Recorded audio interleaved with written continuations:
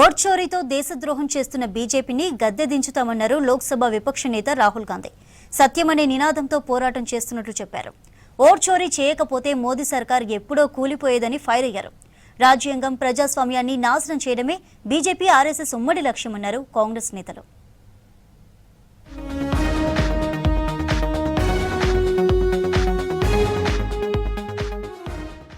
దేశవ్యాప్తంగా BJP EC vote చోరీపై Congress పోరాటం కొనసాగుతోందన్నారు లోక్సభ విపక్ష నేత రాహుల్ గాంధీ. ఢిల్లీలోని రామ్లీలా మైదానంలో ఓట్ చోర్ గద్దీ చోర్ పేరుతో నిర్వహించిన సభలో పాల్గొన్నారు రాహుల్. సభకు కాంగ్రెస్ అగ్రనేతలు సోనియా, ఖర్గే, ప్రియాంక గాంధీ సహా కాంగ్రెస్ పాలిత రాష్ట్రాల సీఎంలు, ముఖ్య నేతలు హాజరయ్యారు. సత్యం, న్యాయం కోసం తాము పోరాడుతున్నట్లు చెప్పారు రాహుల్. అధికారం ఉంటేనే గౌరవం ఉంటుందన్న ఆర్ఎస్ఎస్ చీఫ్ భగవత్ వ్యాఖ్యలు ఖండించారు. ఓట్ చోరీ చేయకపోతే మోదీ सरकार ఎప్పుడో కూలిపోయేదన్నారు రాహుల్ గాంధీ. अब मोहन भागवत का बयान सुनिए। विश्व सत्य को नहीं शक्ति को देखता है। जिसके पास शक्ति है उसे माना जाता है। हिंदू धर्म की विचारधारा दुनिया के हर धर्म की विचारधारा कहती है कि सत्य सबसे जरूरी है। सत्य का कोई मतलब नहीं है, सत्ता जरूरी है। सत्य और असत्य के बीच में लड़ाई हो रही है। हम सत्य को लेकर सत्य के पीछे खड़े होकर नरेंद्र मोदी और अमित शाह को, आरएसएस की सरकार को हिंदुस्तान से हटाएंगे। ఓట్ చోరీ అనేది రాజ్యాంగంపై అతిపెద్ద దాడన్నారు రాహుల్ గాంధీ. మహారాష్ట్ర, హర్యానా, మధ్యప్రదేశ్, ఢిల్లీలో దొంగ ఓట్లతోనే బీజేపీ గెలిచిందని ఆరోపించారు. హర్యానా ఓటర్ లిస్టుల్లో బ్రెజిల్ మహిళ పేరు ఎలా వచ్చిందని ప్రశ్నించారు. ఒకే ఇంట్లో 500 నుంచి 600 మంది ఓటర్లు ఎలా ఉంటారని ప్రశ్నించారు. హర్యానా ఎన్నికల్లో యూపీ లీడర్లు ఎలా ఓటు వేశారో కేంద్రం, ఈసీ చెప్పాలని డిమాండ్ చేశారు. బీజేపీ అక్రమాలను దాచడమే ఈసీ పనిగా మారిందని ఫైర్ అయ్యారు రాహుల్. नरेंद्र मोदी जी ने इलेक्शन कमिश्नर्स के लिए कानून बदला, नया कानून लाए, कहा कि इलेक्शन कमिश्नर कुछ भी करे उन पर एक्शन नहीं लिया जा सकता है, उन पर कार्रवाई नहीं ली जा सकती है। कांग्रेस पार्टी आपको कह रही है, आप मत भूलिए, आप हिंदुस्तान के इलेक्शन कमिश्नर हो, आप नरेंद्र मोदी के इलेक्शन कमिश्नर नहीं हो। దేశంలో ప్రజాస్వామ్యాన్ని నాశనం చేయడమే ఆర్ఎస్ఎస్ బీజేపీ లక్ష్యమన్నారు ఏఐసీసీ చీఫ్ మల్లికార్జున ఖర్గే. ప్రజాస్వామ్యంపై నమ్మకం లేకపోవడంతోనే ఓట్ చోరీ చేస్తున్నారని ఆరోపించారు. పార్లమెంటులో ఎస్ఐఆర్పై చర్చల్లో ఒక్క ప్రశ్నకు కూడా పీఎం మోదీ జవాబు చెప్పలేదన్నారు.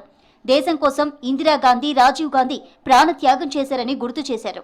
పేదలపై ప్రేమున్నట్లు బీజేపీ దొంగ నాటకాలు ఆడుతోందన్నారు. దేశద్రోహం చేస్తున్న బీజేపీని అధికారం నుంచి తొలగించాల్సిన అవసరం ఉందని పిలుపునిచ్చారు ఖర్గే.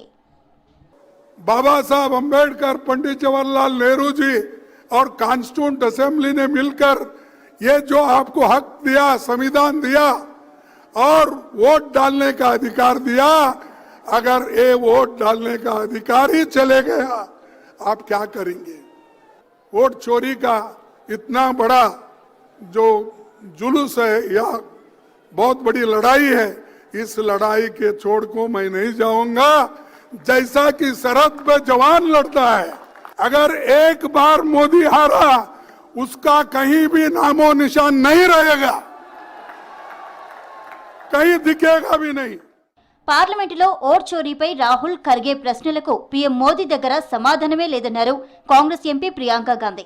ఈవీఎంల పనితీరుపై చర్చించేందుకు బీజేపీకి భయం ఎందుకని ప్రశ్నించారు. ఓట్ చోరీపై చర్చ అంటేనే కేంద్రం తప్పించుకుంటోందన్నారు. అందుకే మధ్యలో వందే మాత్రం ఇష్యూ తెచ్చారని విమర్శించారు. మోదీ, అమిత్ షాకు దమ్ముంటే బ్యాలెట్ పేపర్తో ఎన్నికల్లో పోటీ చేయాలని సవాల్ విసిరారు.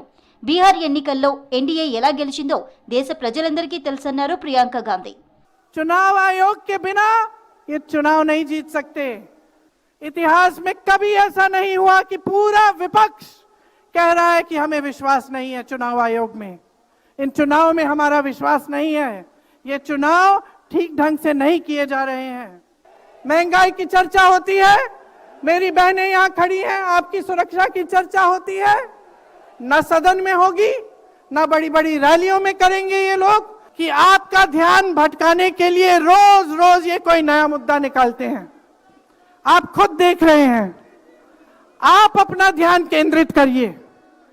ये वोट का अधिकार आपका सबसे बड़ा अधिकार है, इन्होंने सब कुछ खत्म कर दिया है। రాజ్యాంగం రద్దు చేయడమే లక్ష్యంగా బీజేపీ కుట్రలు చేస్తోందన్నారు CM Revanth Reddy. BJP RSS నుంచి రాజ్యాంగాన్ని రక్షించాల్సిన బాధ్యత ప్రతి ఒక్కరిపై ఉందన్నారు. దళిత, ఆదివాసీ, మైనార్టీలకు ఓటు హక్కును ఆర్ఎస్ఎస్ వ్యతిరేకించిందని చెప్పారు. ఇప్పుడు ఆర్ఎస్ఎస్ గోల్వాల్కర్ భావజాలం అమలుకు మోదీ, అమిత్ షా కుట్ర చేస్తున్నారని ఫైర్ అయ్యారు. బీజేపీ దురుద్దేశాన్ని గమనించే ప్రజలు 240 సీట్లకే పరిమితం చేశారన్నారు సీఎం రేవంత్. आरएसएस गोलवालकर उनके परिवार ने ये दलित, आदिवासी, माइनॉरिटी और गरीब लोगों को वोट देने के लिए मना किया। राहुल जी ने ये कहा अगर भारतीय जनता पार्टी को इस बार 400 सीट मिलने वाले हैं, अगर मिलेगा तो संविधान बदलने वाले हैं, आरक्षण हटाने के लिए कोशिश करने वाले हैं। इसीलिए इस देश के जनता भारतीय जनता पार्टी को 240 में रोक दिए।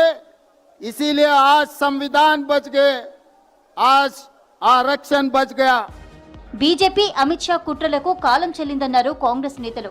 కాషాయ లీడర్ల అక్రమాలకు ప్రజలు తగిన గుణపాఠం చెబుతారన్నారు హస్తం లీడర్లు.